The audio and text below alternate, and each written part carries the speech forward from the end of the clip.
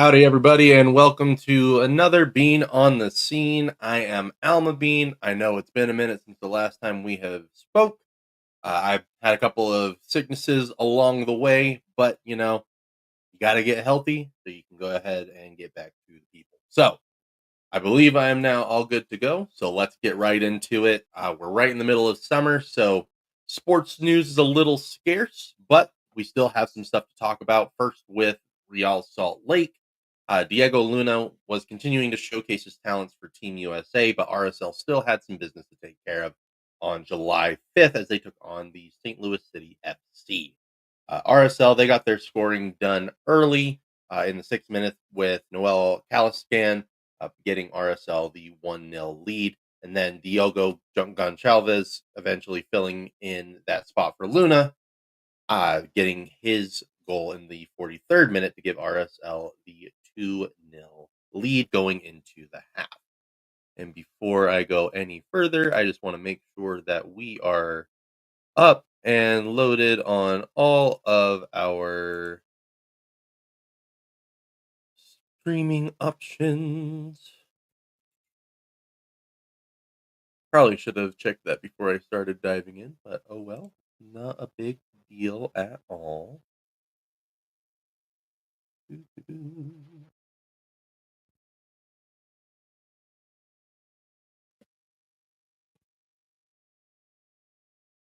All right.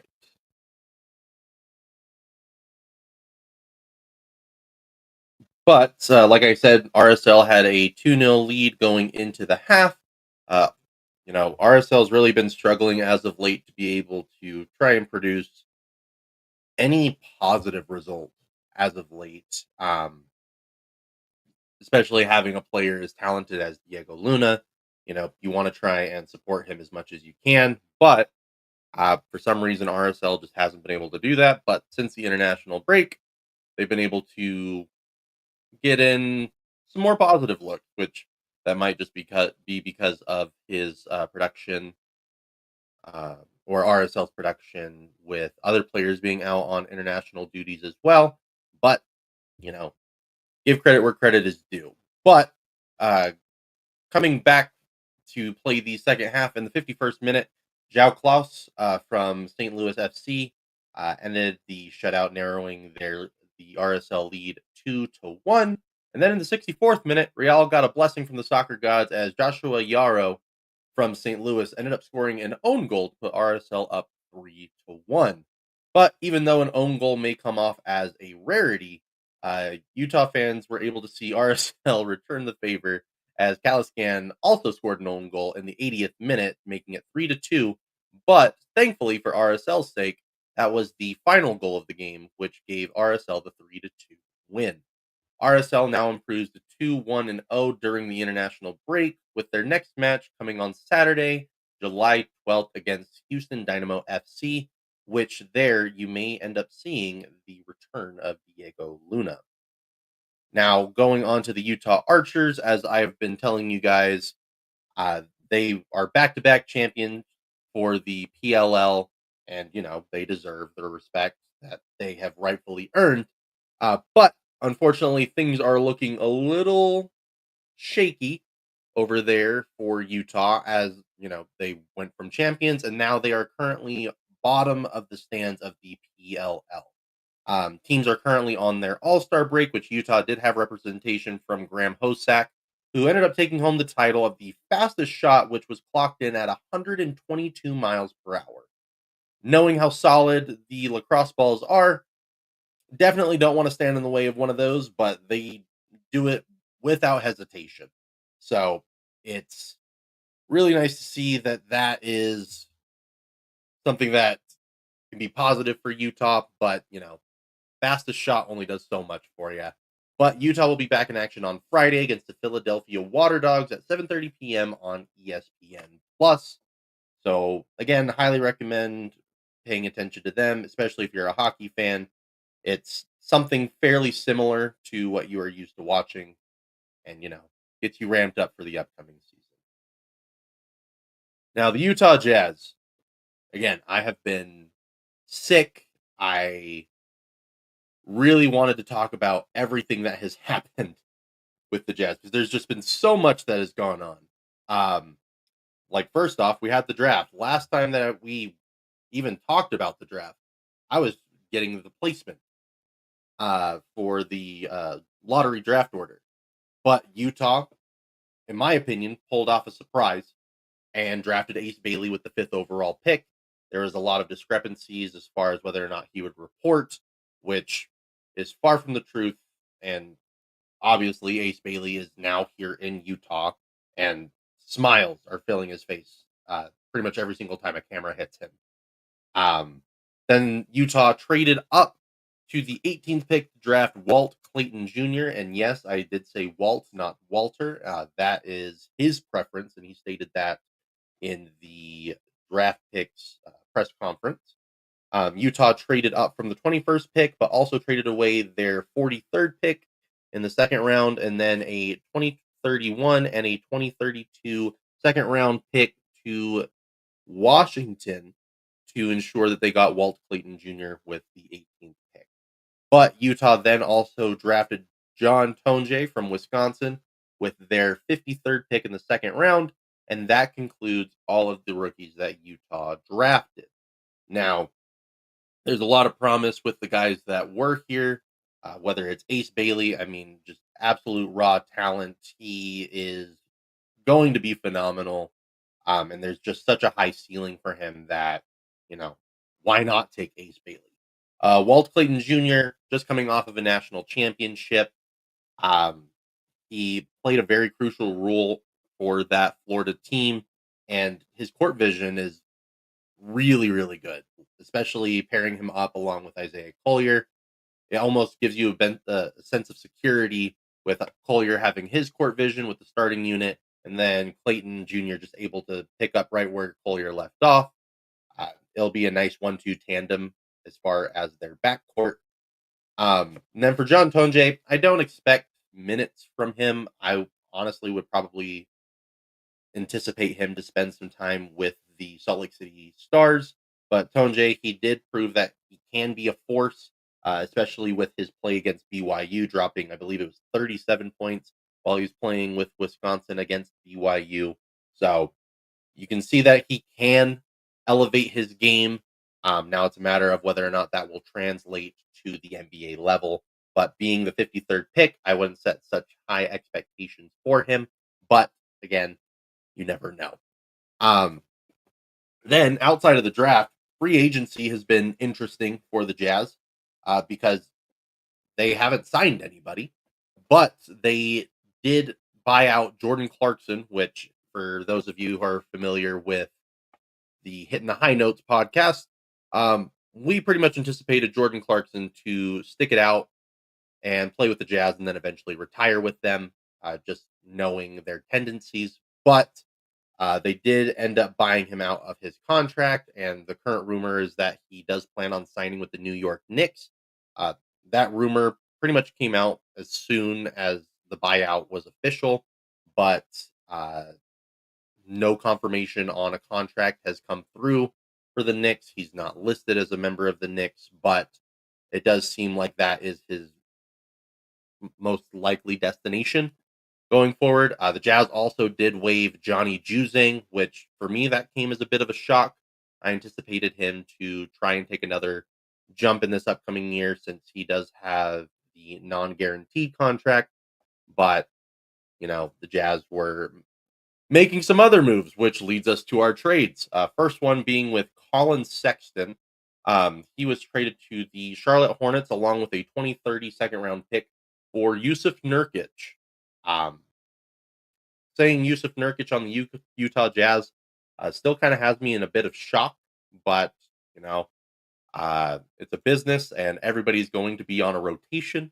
So don't let the NBA shock you, especially seeing that type of trade offer. Um, and I mean, Yusuf Nurkic, he's already come out to Utah. He's already spoke with the media.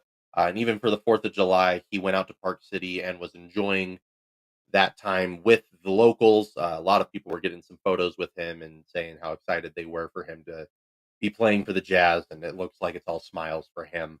As far as his impact for the team, I don't anticipate too much from him. Maybe see some minutes here and there, probably similar to like Drew Eubanks, um, as far as his playing time goes.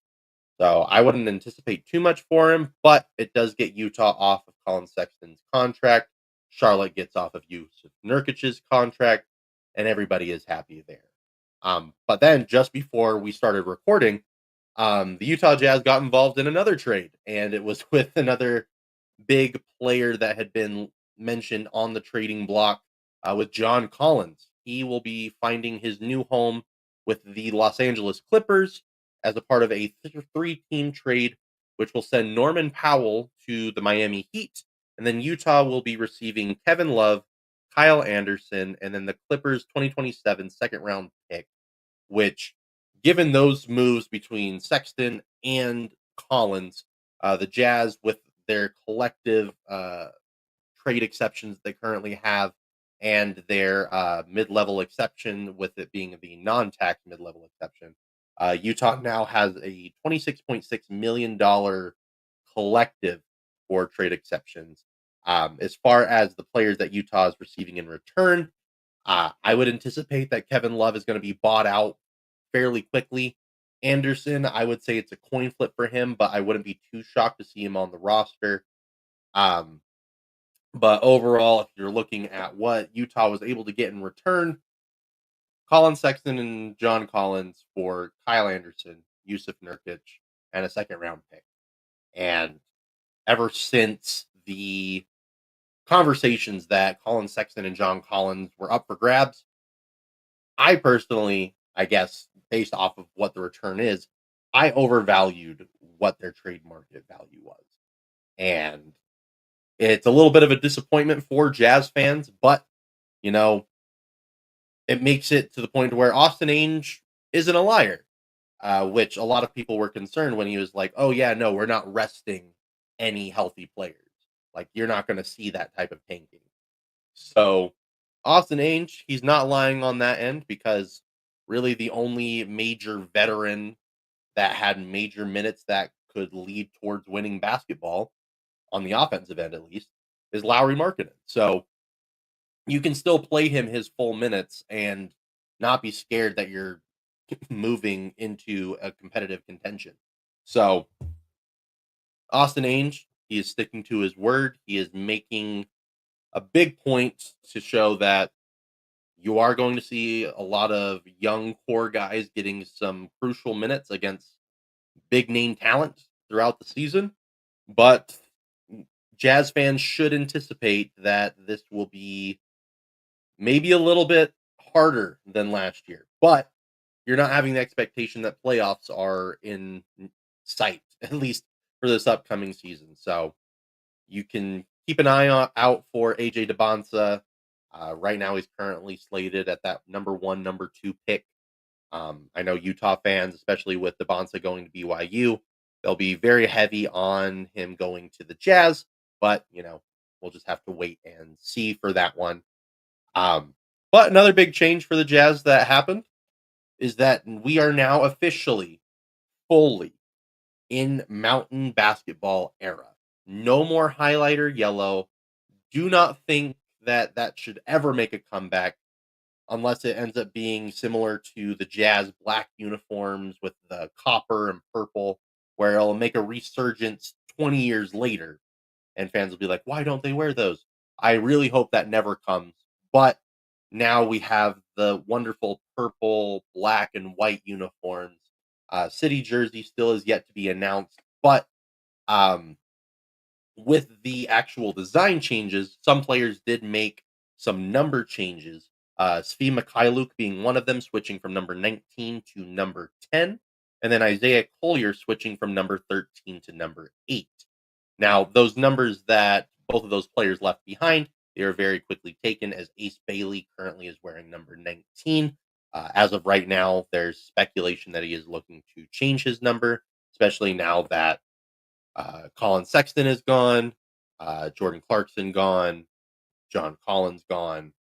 There's some number options there, but you also do have the opportunity of maybe him contacting some people that have their numbers retired. I wouldn't be shocked if he was contacting the Layden family to try and get number 1, or even contacting the Dantley family to try and get number 4, which he wore at his time at Rutgers. So all of his media photos currently show him without a number, but as of right now in Summer League, he is currently wearing number 19, and he is wearing that number proudly. And speaking of Summer League, Salt Lake Summer League started this past Saturday, where we got to see Memphis, Oklahoma City, Philadelphia, and Utah all show off their young talent at the Huntsman Center on the University of Utah campus. So Utah ended up starting off their summer league against VJ Edgecombe and the Philadelphia 76ers. There was enough attention behind this game, especially with there being 2 top 5 picks playing in this game, that the game was broadcasted on ESPN, which the Jazz are, I guess, as of recently, not too familiar with because they're not really getting a lot of national attention, especially given that they're not playing winning basketball. Um, so the game, it started off very slow for Utah. I mean, they shot an atrocious 1 for 7 from the field, but they did eventually find their groove as they hit the midway point of the first quarter. Um, but overall, Utah did have a commanding lead, and then Philadelphia did try to resurge back with the help of VJ Edgecombe, who was absolutely phenomenal in this game. But Utah did end up pulling off the 93-89 win over Philly. But my analysis of the game is that Edgecombe took a commanding role, especially getting a double double in his first action, shooting 13 for 27 from the field. If I'm not mistaken, his stat line was 28 points, 10 rebounds, 4 assists, and he had some monster dunks in that game. And again, they'll probably put it out there. It's summer league. Chill out. I get it. But I'm starving for some good basketball, and summer league is what we got, and that's what we're going to look at. Cody Williams, he did have some brief flashes, and I do mean brief, but ultimately he did still feel invisible for a majority of the game, especially being a top 10 pick guy from last year.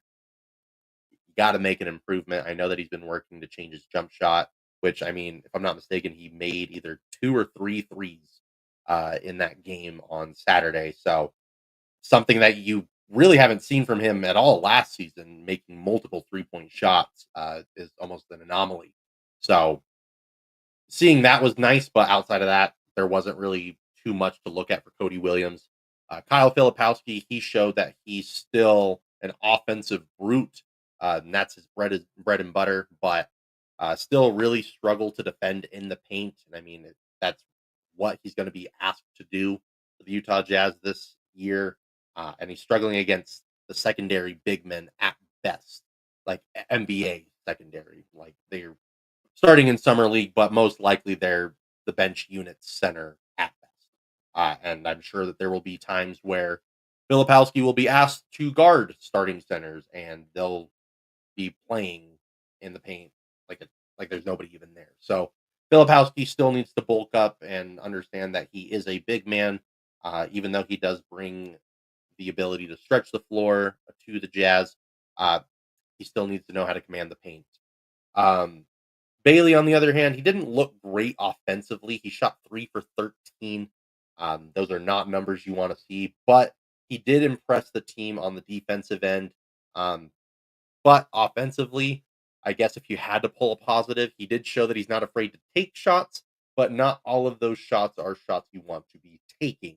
So hopefully that is something that he can get out of his system fairly quickly. You still have multiple Salt Lake City Summer League games and Vegas Summer League games to look forward to and hopefully see that transition. Isaiah Collier, he shows that he still needs to make improvement on the offensive end. He did try and put out some 3-point shots, some of them being in transition. So I like seeing that improvement in his game, but overall, it just looked like it was bully ball for him, which is great. He's utilizing his body, recognizing that that is a major asset for him. But overall, just he needs to learn to stretch out his game outside of leaning his shoulder in and trying to get an and one bucket at the basket. But his court vision, it's still uncanny. But it still leads to too many turnovers, in my opinion. Even though that may look like the best passing lane for him, he still needs to learn to do the process of elimination and figure out what pass is best, not what pass will look the best on the highlight reel. And then finally, Clayton Jr. He looked very composed with the secondary unit. He was looking for all the right passes. He wasn't necessarily forcing too many bad shots. Granted, not every shot was going in, but I wouldn't say that every shot he was taking was necessarily a bad one. Um, but even as a first round pick, it felt like he wasn't trying to impress too many people. He just went out there and played, which, in my opinion, is really nice to see. You don't have to prove anything to everyone, even as a first round pick, especially with the Jazz. You're kind of guaranteed that you're going to get some solid minutes for this upcoming season. So, take it one day at a time, show what you are capable of, but don't push yourself to the point to where you're making too many mistakes. So I really would like to see him be a big glue guy for Utah's bench this upcoming year. But only time will tell. But Utah will be back in action tonight on July 7th against the Memphis Grizzlies starting at 7 p.m. Mountain Time on ESPN Plus, Jazz Plus, and on the KSL Sports Zone on 97.5 FM. If you would like to attend the Salt Lake City Summer League, tickets are still available, but I highly recommend you getting there earlier, uh, probably like 30 minutes minimum earlier, just given the parking situation at the University of Utah's campus. It is very scarce. You might have to walk a pretty solid distance, but highly recommend you getting there early if you do plan on trying to attend. But your ticket does get you access to the first game of the day, which will start at 5 p.m. And then the Jazz will always play at 7 p.m.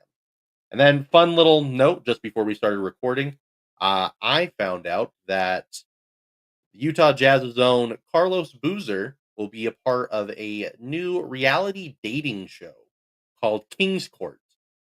So I know for you fans that are itching for some sort of reality show, whether you're a part of Love Island or Big Brother, now you got a new one to add to your list. This will be on Bravo and on the Peacock app starting July 13th. So you got a week to prepare for it, but it looks like there will be three former athletes or current athletes that will be looking for love through 21 women, with the three of them eventually choosing one. But again, it's called King's Court starting on July 13th, broadcasting on Bravo and the Peacock app.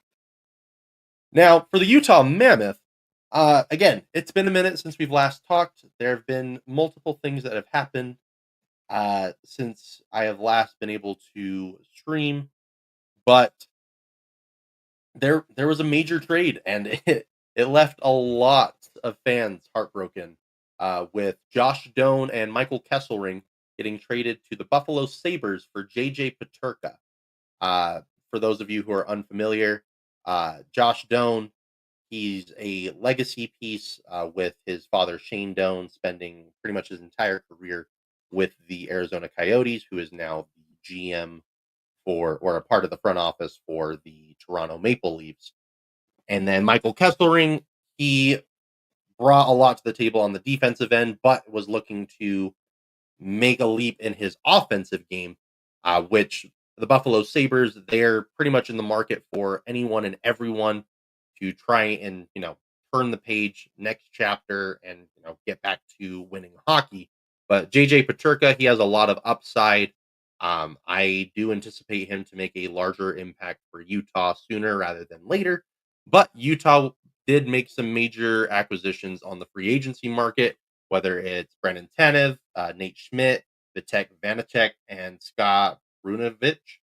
Um, I do believe that probably Tanev, Schmidt, and Vanacek, they'll probably have more playing time than, say, Perunovic. Um, Tanev, he is definitely your quirky guy. I guess that would be probably the best way I could describe him. He's great offensively. He'll make a great addition to the third or fourth line. But if you guys are a big fan of Liam O'Brien, Tanev is essentially your guy. He'll provide a little bit more on the offensive end, but he's very scrappy. He is not scared to drop the gloves and, throw some fists around, but he's going to be a great addition for the Mammoth fan base, especially if you are aware of his individual photos that he takes every single year. Uh, Borderline serial killer mugshot look, but a lot of fans are uh, really big into that shot itself. But I think he'll make a great addition. Nate Schmidt and Vitek Vanacek, they both just came off of a Stanley Cup win with the Florida Panthers. Schmidt will provide some great defensive help. Vanacek will, be able to give Karel Vejmelka some well-needed rest, and especially given Vanacek's background with the Stanley Cup and with the Florida Panthers, looks like he will be a great addition as a backup goaltender. Perunovic, to be completely honest, I'm not 100% on what he will bring to the Mammoth, but you know, you just gotta wait and see. Hope that he will provide anything and everything possible to the defensive line. But given the young guys that are up and coming, um, I think that that's more of a security signing rather than a long term signing. But again, we have to wait until September, October to really get a true look on what some of these guys might actually provide for the team. Um, Then to go along with that, there are current contract negotiations going on. Jack McBain, who is a restricted free agent, he is still unsigned, but the Mammoth did file for arbitration, which rumored is that McBain and Utah, they're not too far off from a deal, but Utah filing for arbitration will help with the process and, coming to a conclusion on a number. But overall, in my opinion, it's not that great of a look to have arbitration go through. And for those of you that are unaware, it's essentially a third party to decide what the best contract would be for McBain and the Mammoth. But this, if I'm not mistaken, it should mean that he can't sign any offer sheets as well. So it's essentially just a one-on-one deal. And hopefully for McBain and the Mammoth's sake, a deal will be reached sooner rather than later. But with arbitration, that does mean that a deal or an offer should be proposed fairly soon. Another extension that is currently in the works is for Logan Cooley. They are ongoing, but I wouldn't anticipate anything to happen until closer to the beginning of the season, similar to Dylan Gunther's extension last season, which came in September. So, for everybody who is itching to get some sort of an answer for Logan Cooley, I do anticipate a very nice payday for him, but you got to work out every little detail, and there's no rush for it. So don't be worried if nothing comes of it like in the next month, but I would anticipate something to come closer to September. Now, speaking of the younger guys, development camp just happened this past week, and what we saw is that Dmitry Simashev dominated in those practices and looked like he could potentially make the jump to the NHL, which leads me kind of back to Perunovic. Like, that's more of a security signing, where Simashev, I would be shocked if he doesn't make any sort of appearance in at the NHL level this season. Cole Baudouin, he showed a lot of strength improvement from last year to this year, and also showed that he can be a scrappy addition to Utah. He showed his ambition to make the jump sooner rather than later, and he even said that I want to be a big part of this team, and I want to show that I'm worthy to be on this team. So seeing guys wanting to make that type of jump, that type of commitment, it's really nice to see within the farm system. But with it being development camp, you can't put too much weight into it, but you can still get excited about what some of these young guys are able to do and the progression that you're seeing from year to year from them. So, still got a lot of time before we're back to full NHL hockey swing. But in the meantime, as I last told you guys, I was able to make a trip down to Arizona to help cover the Ultimate Goalie Showdown with Ryan Beckman. where you had multiple hockey influencers, multiple hockey players, whether they were collegiate, if they were through farm systems, ECHL, AHL. You had some current NHL guys, including Josh Doan, and then former NHL players such as Shane Doan. Um, it was such a great environment to be around. Just seeing the Arizona hockey community come together, and especially for the youth as well, having some of these younger players being able to play with guys that they look up to, which I thought was very strange, seeing that these younger players were so much more interested in being around guys like Swaggy P or Pat Shea, on the bench boys, just being around these social media influencers rather than guys like Josh Doan who are in the NHL currently. But it just shows that no matter what level of hockey you're playing, you can make an impact. And overall, it was all for a great cause, whether it was for Canucks for Kids or puck support. Ryan Beckman and Eddie Lack, they put on a great event. And I am, again, very thankful to have spent, I think it was 4 days down there, just nonstop recording. And if you haven't seen it, I posted on my channel the video showing my viewpoint of the entire event. But it looks like they will also be bringing the Ultimate Goalie Challenge to Ogden, Utah on August 28th and 29th, with the 29th being all of the main events. The 28th is more of the um, draft process, creating your teams for the tournament games, having the social media people interacting with the Utah youth hockey community, and just making those connections there. But tickets are all on sale at ultimategoalie.com. They do anticipate this to be a sold out event. As of right now, they are still trying to lock down which players are going to be attending said event. But as of now, all of the social media influencers that came from the Arizona event, which were Pat Shea, Reagan Russ, on the bench boys, Gooby Customs, Swaggy P, many more.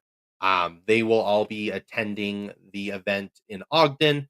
There have also been some University of Utah hockey players that have also committed to attending to this event.